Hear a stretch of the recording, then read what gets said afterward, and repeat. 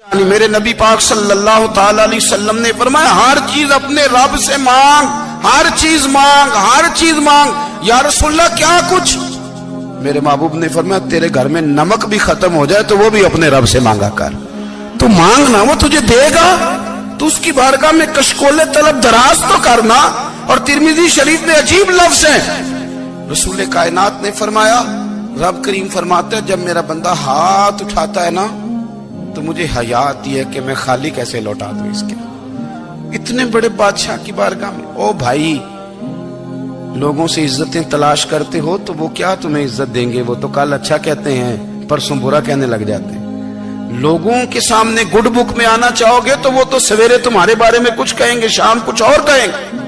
اپنی روحانی زندگی آباد کریں، اپنے مسلح کو وقت دیں، اور دنیا سے چھپ کر اس موبائل کو بند کر کے اور اپنے آپ سے بھی چھپ کے اور تنہا ہو کے چھپا کے سارا کچھ اپنے آنسو اپنے رب کی بارگاہ میں پیش کریں، اس کے حضور حاضری دیں۔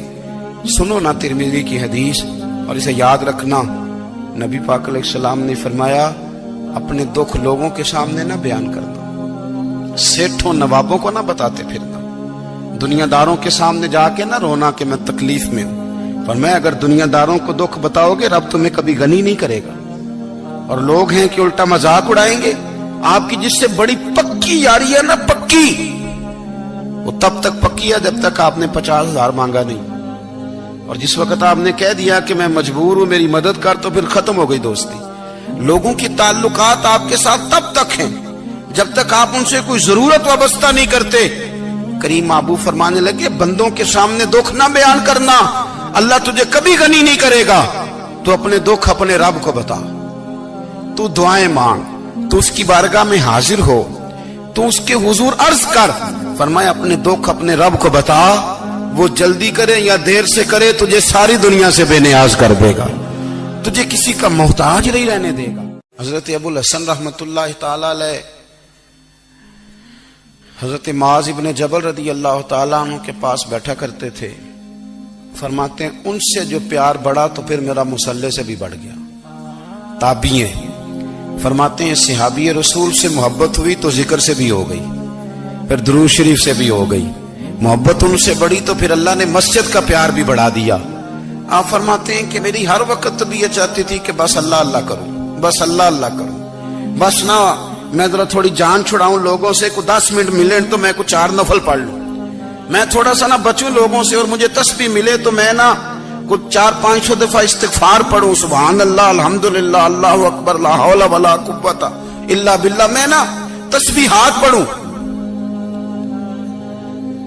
فرماتے ہیں کہ بچے تھے گھر میں 6-7، غربت تھی، کام ملتا کوئی نہیں تھا، اور میں کام چور نہیں تھا، کام ڈھونڈتا تھا، پر اللہ کی قدرت کے کام نہیں ملتا تھا۔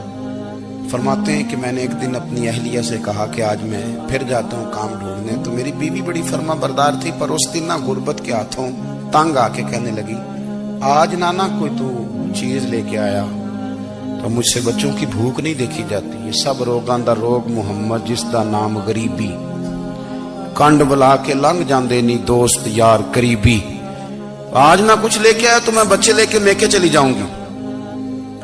شیخ فرماتے ہیں کہ میں بڑا پریشان گھر سے نکلا، پر میں نے صبح سے لے کے زور تک کام ڈھونڈا، کام ملا کوئی نہیں، تو میرے دل میں خیال آیا چلو کام نہیں ملتا تو اللہ اللہ تو کرے نا، چلو بندوں کی مزدوری نہیں ملتی تو رب کریم کی عبادت ہی کرتے ہیں۔ فرماتے ہیں کہ میں نے نا فرات کے پانی سے وضو کیا، نہر کے، شدید دھوپ تھی، ساتھ ریت تھی اور ریت تپ رہی تھی، میں نے اپنا رومال وہیں مصلی کے طور پر بچھا لیا، اور فرماتے ہیں کہ زور سے لے کر عصر تک نماز پڑھی، دھوپ بھی پورے زور پہ، پر میرے سجدے کا ذوق بھی پورے زور پہ۔ فرماتے ہیں سورج بھی چمک رہا ہے اور رب کی عبادت کا ذوق بھی پورے زور پہ، میں سجدہ کروں تو پھر میرا اٹھانے کو جی نہ چاہے۔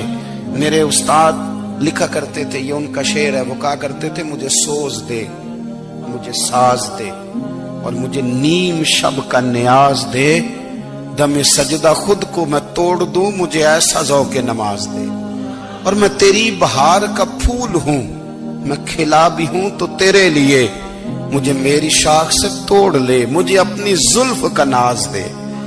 بھائی فرماتے ہیں کہ عصر تک میں نے نفل پڑھے، دل ڈھلنے لگا، عصر کی نماز پڑھی اور میں وہاں سے چلا۔ اب میں جب نکلنے لگا تو دل میں خیال آیا کہ چھوٹی چھوٹی دیواریں ہیں گھر کی، بغیر کچھ لیے جاؤں گا تو بیوی دور سے دیکھے گی تو شور کرے گی کہ پھر خالی ہاتھ آ گیا ہے۔ کہتے میں نے اپنے اسی رومال میں جس پہ میں نے نماز پڑھی تھی نا، رومال میں کی آخی دے پنجابی جو صافہ کہتے ہیں، اسی میں نا میں نے کچھ ریت بھر لی کہ وہ دور سے دیکھے گی تو سمجھے گی کچھ لے کے آیا ہے، چلو جا کے اسے بتا دوں گا کہ آج پھر مزدوری نہیں ملی۔ کہتے ہیں وہ ریت لے کر جب میں گھر میں گیا تو پہلے بیوی دروازے پہ کھڑی ہوتی تھی، پوچھتی تھی خالی ہاتھ آ گئے ہو؟ آج میں نے دیکھا تو ہے ہی کوئی نہیں۔ فرماتے ہیں میں اندر داخل ہوا، سلام لیے، کونے میں نے وہ رومال رکھ دیا اور میں نے آواز دی کہ بھلی مانس کہاں ہو؟ تو وہ کہنے لگی آپ منہ ہاتھ دھو لیں، میں روٹی لے کے آئی۔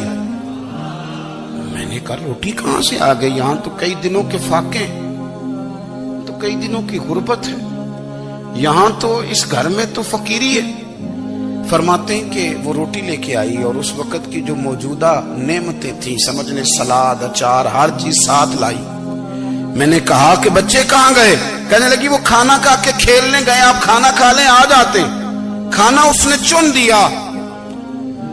میں نے حیرت انگیز لہجے میں ساری نعمتیں اپنے دسترخوان پہ دیکھ کر کے بیوی سے پوچھا یہ کہاں سے آیا کھانا؟ بچوں کو تو نے کہاں سے کھانا کھلایا؟ یہ سارا کچھ کیسا ہے؟ کہنے لگی پتہ نہیں آج آپ کس کریم کی مزدوری کرنے چلے گئے تھے، پتہ نہیں کس کریم کی، میرے گھر میں تو اتنی نعمتیں آئی ہیں کہ مجھ سے سنبھالی نہیں جا رہی، اتنا اناج ہے، اتنا گندم ہے، کس کریم کے دروازے آج چلے گئے تھے؟ یہ کہتے کہتے وہ اٹھی اور اٹھ کر کے کہنے لگی پہلے بڑا کچھ آیا تھا، اب کیا لے آئے ہو؟ اور جا کر کے نا اس نے وہ ریت والا رومال کھولا، کہنے لگے میں تو لے کے آیا تھا ریت، تو میرے رب نے اسے بھی سونے اور ہیرے بنا دیا تھا۔